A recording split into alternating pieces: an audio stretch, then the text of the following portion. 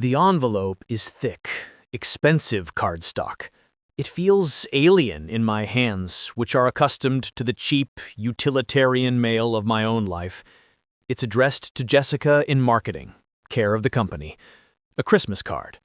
I know who it's from before I even see the small, neat script in the corner. Tom and Clara Walsh, 1243 Willow Creek Lane. He still sends them. Every year.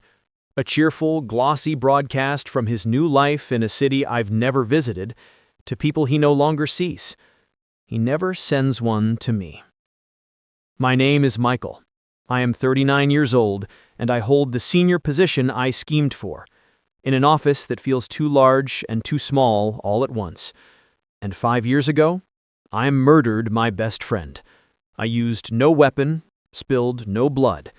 The kill was slow, administrative, and so clean my hands have never felt dirty, until moments like this, holding the ghost of his courtesy. It's this time of year, when the office empties out for the holidays and the silence becomes a physical presence, that he comes back to me most clearly. Not the Tom of the Christmas card, the married, soon-to-be father Tom, but my Tom, the one I broke. The memory isn't a sharp pain, it's a dull, persistent ache, a bone that healed wrong and now throbs when the weather of my conscience changes.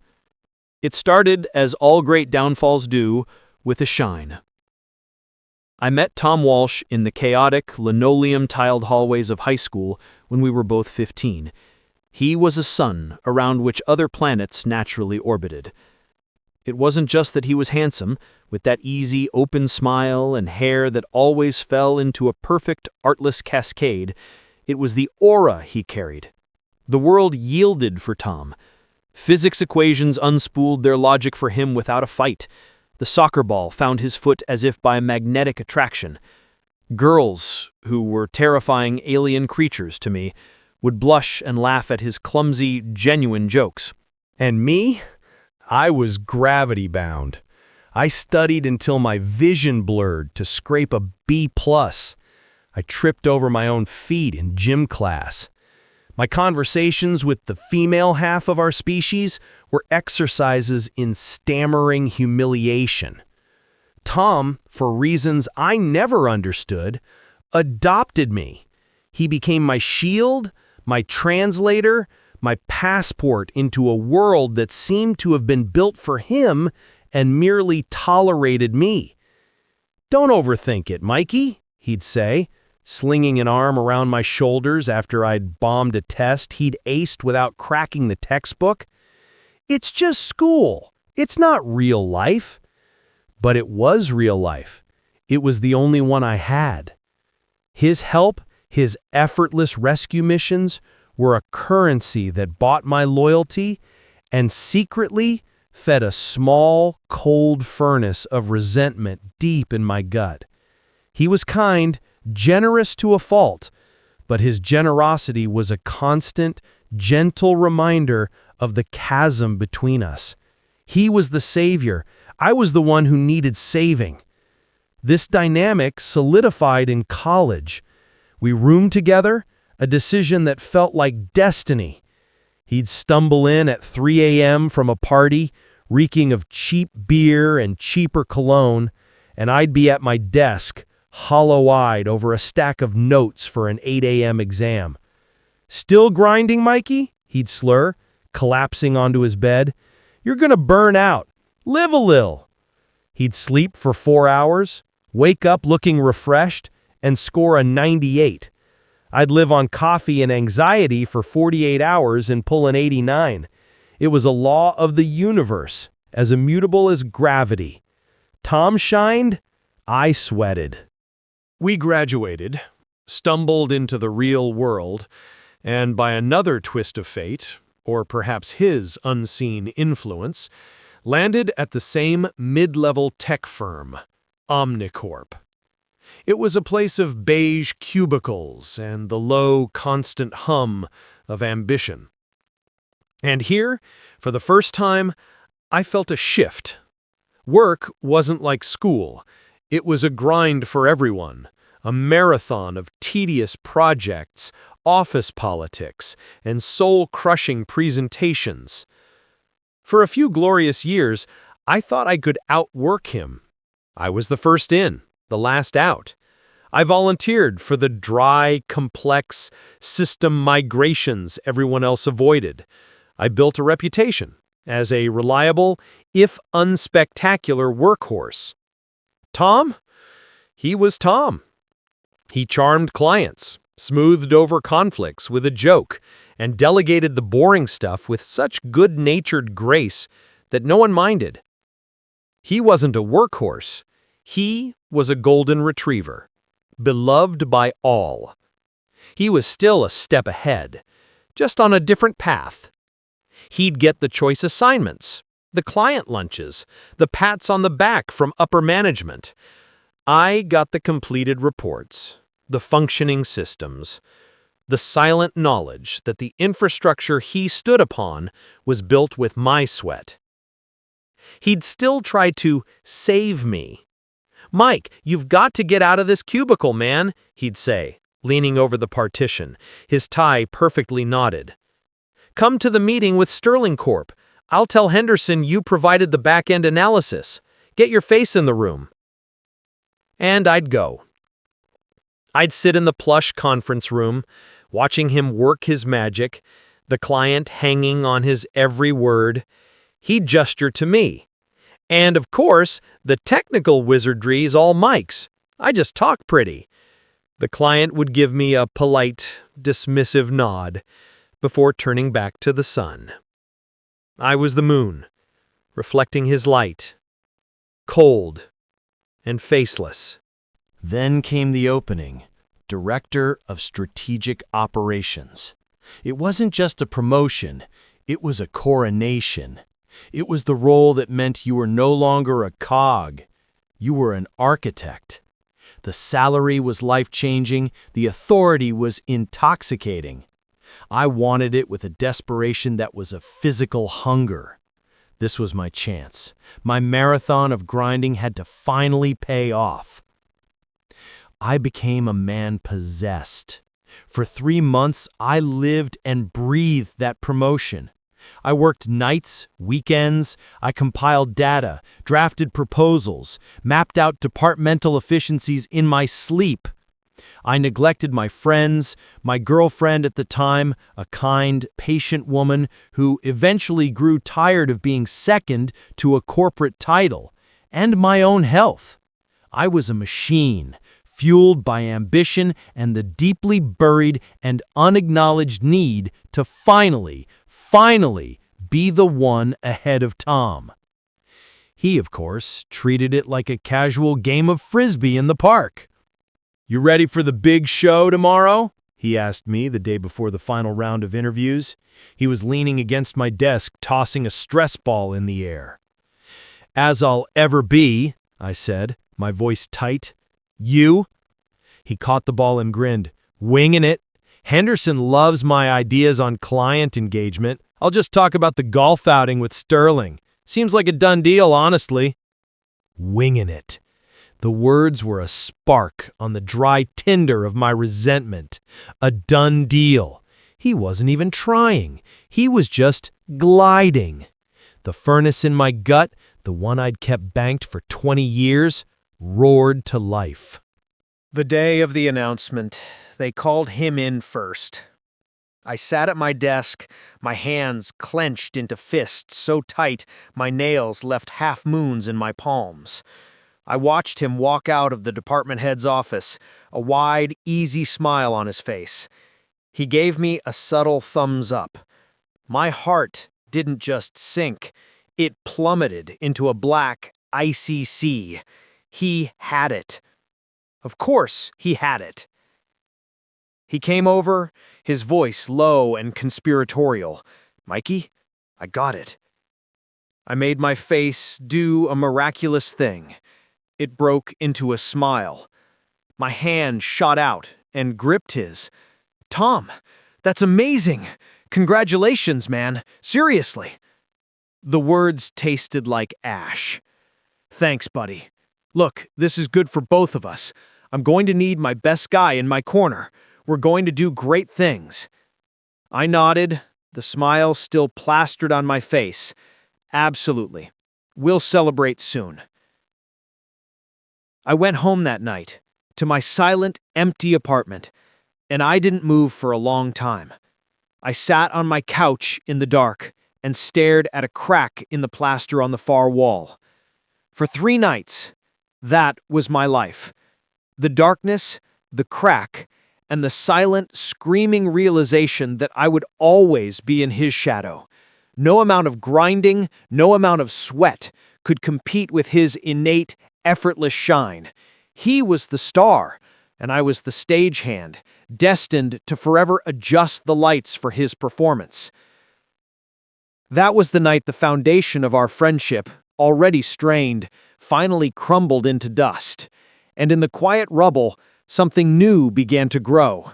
Something patient and meticulous and very, very cold. The change in our relationship was subtle, a ship slowly altering its course by a single degree. At first, the new destination was invisible. Tom, as director, was magnanimous. He'd take me to lunch, his treat always, and talk about leadership paradigms and synergistic workflows. He'd give me advice I hadn't asked for, his tone laced with a new paternalistic confidence.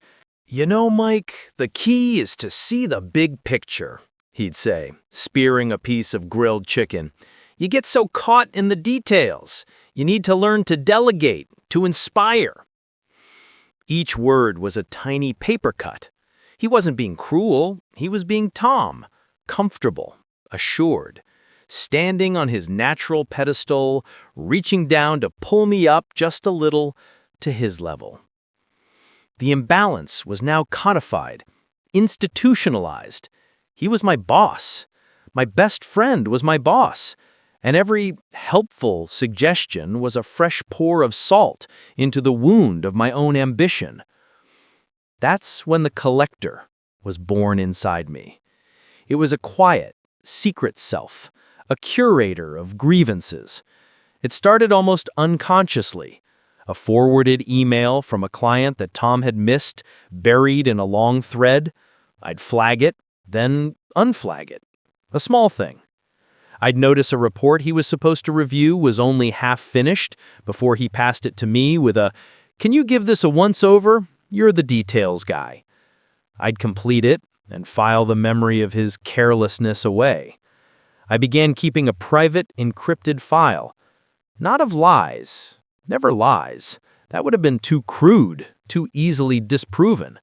My weapon of choice was the curated truth.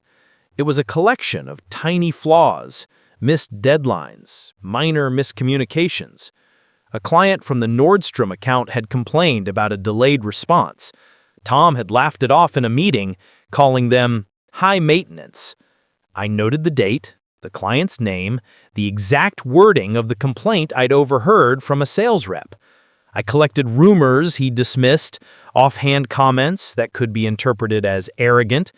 It was all there, a mosaic of his human fallibility, carefully pieced together with all the context and mitigating factors surgically removed. I told myself it was just a coping mechanism, a way to vent my frustration privately.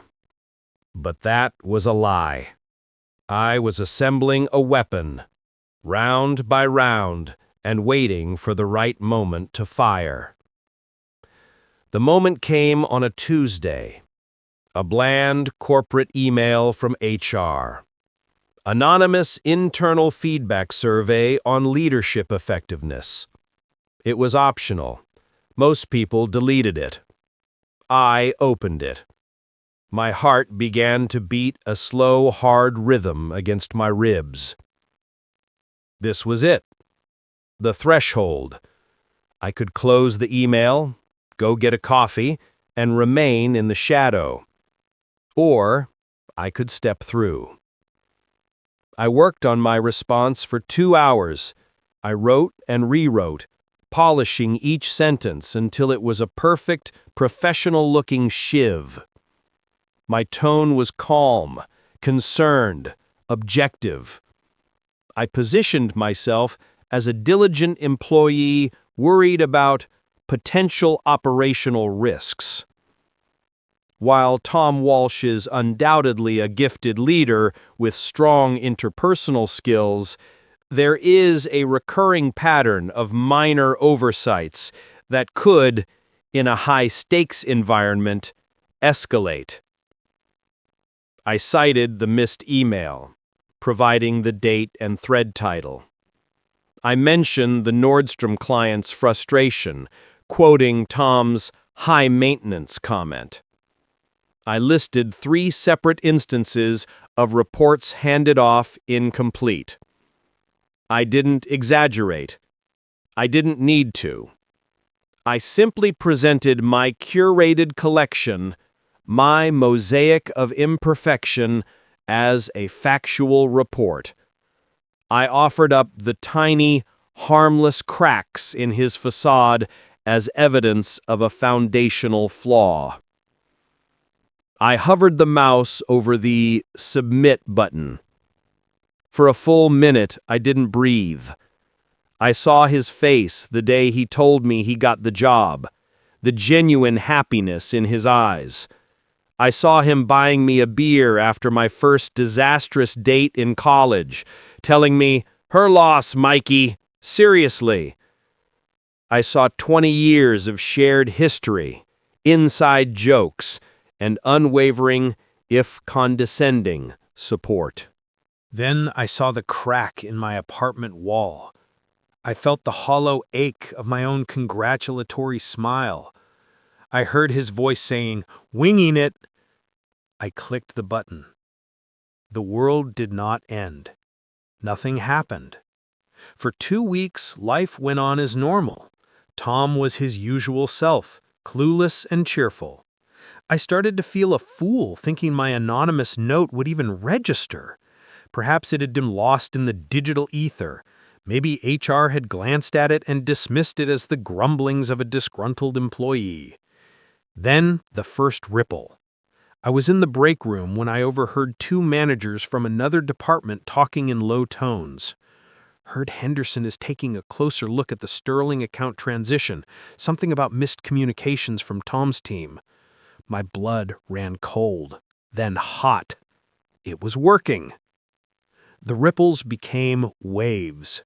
A vague unease seemed to emanate from the executive floor. Tom started getting called into more meetings.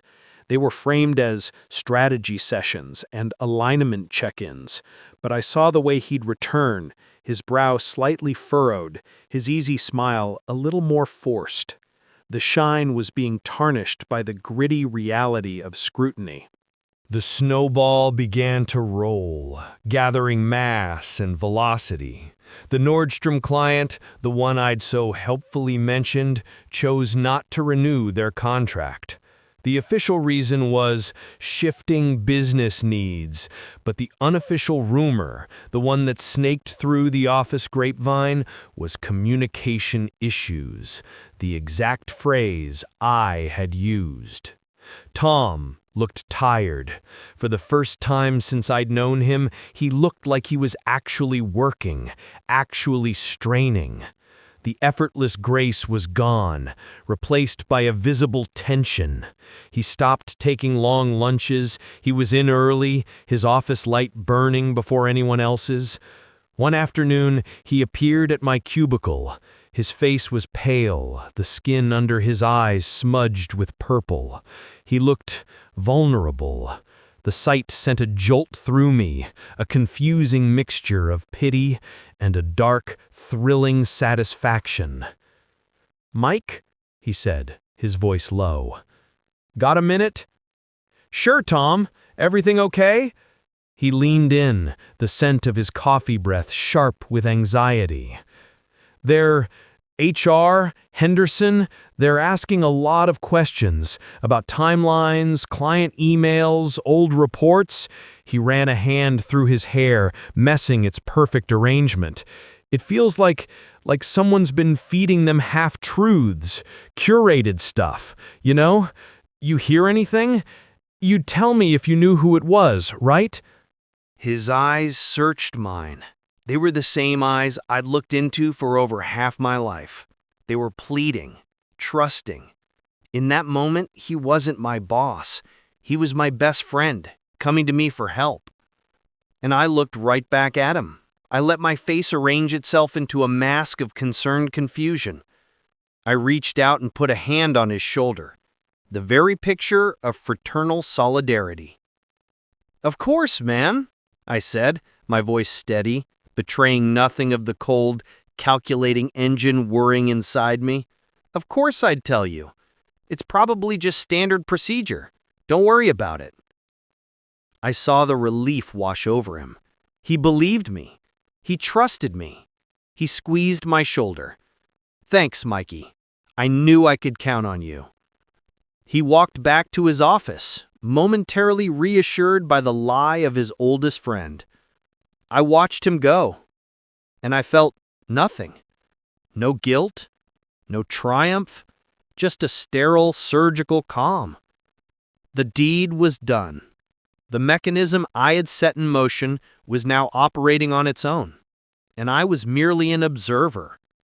The end came quickly after that. The scrutiny became a formal review.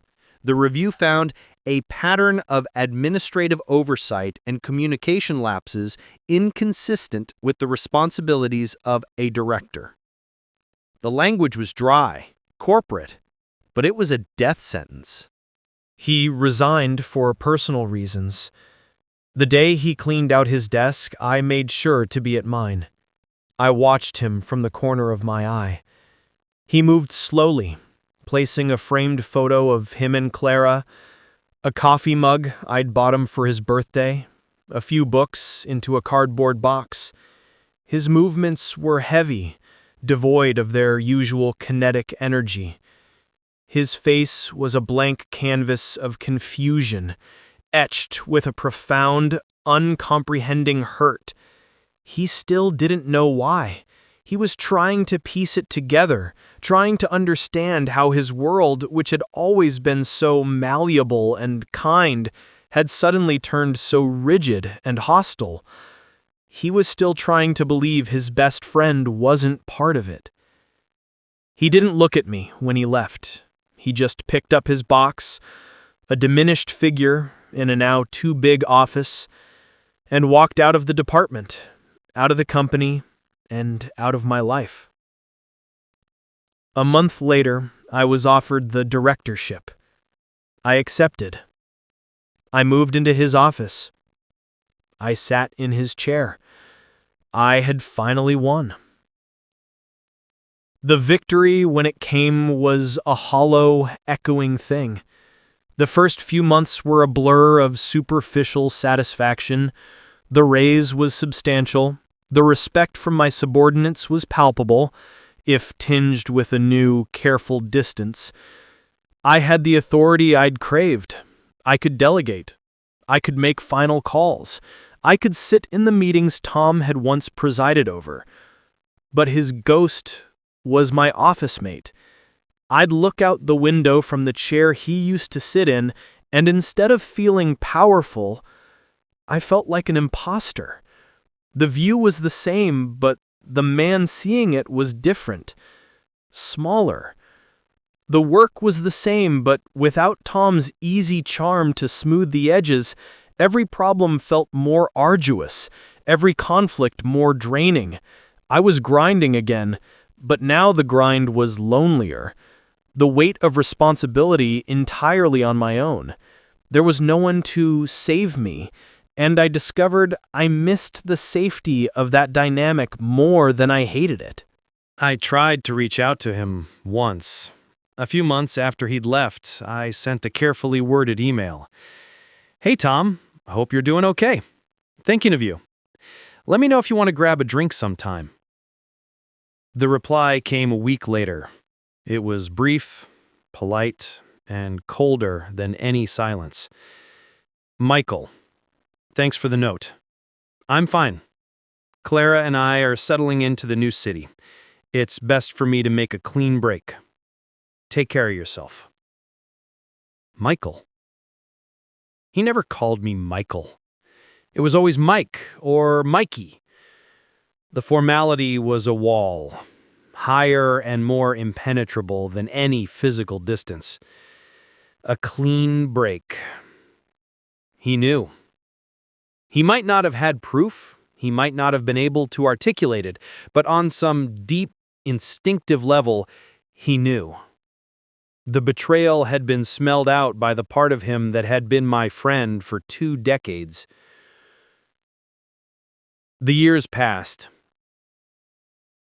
I heard snippets about him through the old office gossip chain. He'd landed on his feet, of course.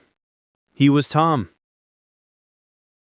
He'd taken a less stressful job at a smaller firm. He'd married Clara. They were expecting a child. He was doing okay. The narrative of his life had absorbed my act of sabotage, metabolized it, and moved on. He had rebuilt, finding a different, perhaps quieter kind of shine. I, on the other hand, remained in the office I had stolen, the king of a tiny beige kingdom that felt more and more like a prison. The promotion wasn't a destination. It was a room I had locked myself inside. The small, cold furnace of resentment that had driven me was now extinguished, and in its place was a vast, frozen tundra of regret. I had told myself I destroyed him for the title, the money, the status. I had told myself it was a calculated move in the corporate game. But sitting here now, 5 years later, holding the evidence of his happy, continued existence, I finally understand the true, ugly truth. I didn't destroy him for revenge. I didn't even destroy him for the promotion. I destroyed him because I wanted to stop being the one who needed saving. I wanted to shatter the mirror he held up to my own inadequacy. I was tired of being the moon to his sun, the sweat to his grace. I wanted to see if his golden life could tarnish. I wanted to prove that his shine was just a veneer, and that underneath he was as flawed and fragile as I was. And in proving that, I committed the one act that truly, irrevocably made me small. The guilt didn't come until long after the deed was done. It didn't come when I submitted the feedback. It didn't come when I lied to his face. It didn't come when I took his job. It only began to seep in after the dust had settled, after I had everything I thought I wanted, and had to sit alone in the quiet, consuming it. The guilt is not a sharp sting. It's a chronic condition. It's the knowledge that I am capable of a profound and calculated cruelty. It's the memory of his confused, broken face as he packed his box, a face that still trusted the world, even as it failed him. And I wish I could say I felt guilty back then. But I didn't. The satisfaction was too pure, the hunger too great. I only started feeling it after the feast was over, and I realized the meal was poison. I dropped the Christmas card into the interoffice mail bin for Jessica. It lands with a soft, final thud. My office is silent, the hum of the computer a dull monotone. Outside, the city lights are beginning to twinkle in the early winter dusk. From this window, this chair, it should be a view of triumph. I turn away from the glass. I look at the empty space where Tom's desk used to be, before they reconfigured the floor. I don't see a confused, broken man anymore. I see a friend I lost. I see the cost of my shadow. And I know, with a certainty that aches in my bones, that he escaped this beige prison. He moved on, built a new life, found a new shine. I'm the one who got stuck here, I'm the one who was truly ruined. The revenge wasn't mine. The karma was. And it's a life sentence. This story explores the quiet, corrosive nature of resentment and the paradoxical truth that sometimes achieving our deepest desires can be the greatest punishment of all. The real prison wasn't the office Michael coveted, but the one he built for himself within his own choices. What's the most unexpected consequence you've ever faced from getting something you thought you wanted? The answers are often the most compelling stories we own.